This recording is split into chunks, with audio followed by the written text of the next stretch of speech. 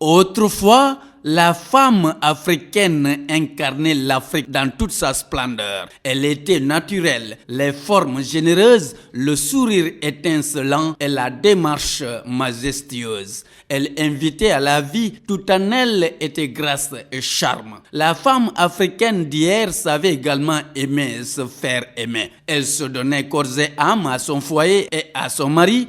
Elle savait choisir son mari, mais aussi elle pouvait se marier avec un homme choisi par ses parents. Dans tous les cas, elle remplissait son contrat de mariage avec dévotion. Elle connaissait sa feuille de route, se lever la première et se coucher la dernière, chauffer de l'eau pour le bain matinal du mari, préparer le petit déjeuner, choisir les habits du jour du mari et les enfants devant se rendre à l'école. Ce n'est pas tout. Elle balayait la maison et sa devanture dès l'aube et tamissait le sol.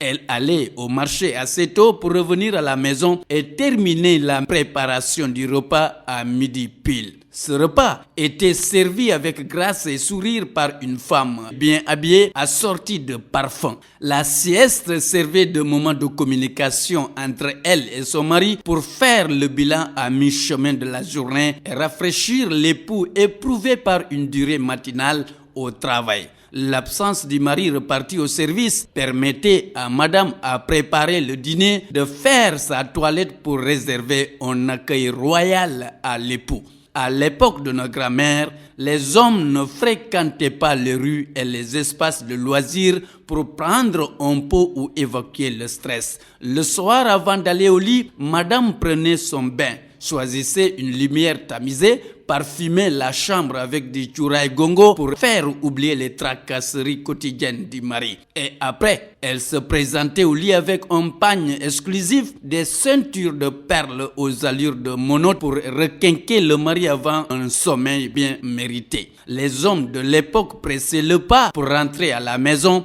Ils étaient sûrs d'y être bien accueillis par une femme adorable. Ils se mariaient pour se marier avec leurs épouses. Mais aujourd'hui, Nessan, les hommes se marient pour en avoir marre au bout de 6 mois de vie commune. Pourquoi? Parce que changer de mari est pour une certaine catégorie de femmes d'aujourd'hui synonyme d'escalade sociale. Pour elles, l'heure n'est plus à la traque de l'infidélité du mari, mais plutôt à la recherche effrénée de l'argent, du pouvoir et du plaisir. Regardez-les, elles ont perdu leur beauté, leur grâce et leur charme. Elles ont une beauté génétique modifiée à la tête aux pieds. Elles mettent de mèches brésiliennes vendues à des prix exorbitants ou des perruques souvent mal entretenues. La facture de leur garde-robe grève le salaire mensuel. Elles posent de faux ongles et de faux cils. Elles se tartinent leur visage avec des maquillages qui les transforment en margouillas.